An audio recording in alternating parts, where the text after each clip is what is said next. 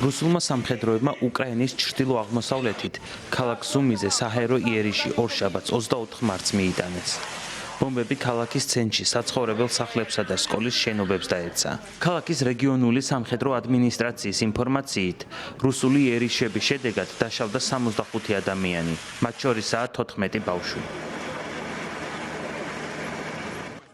ერმა სარაკეტო იერიში ქალაქის ცენტრზე მიიტანა. დაზიანდა რამდენიმე მაღალი შენობა, მათ შორის სკოლა.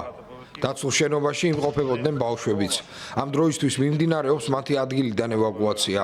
მათ სიცოცხლეს საფრთხე არ ემუქრება.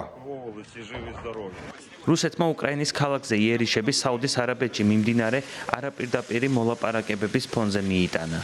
მხარეები ქალაქ ელ-რიადში ამერიკის შეერთებული შტატების შუამდგომლობით ცეცხლის შეწყვეტის გზებს განიხილავენ.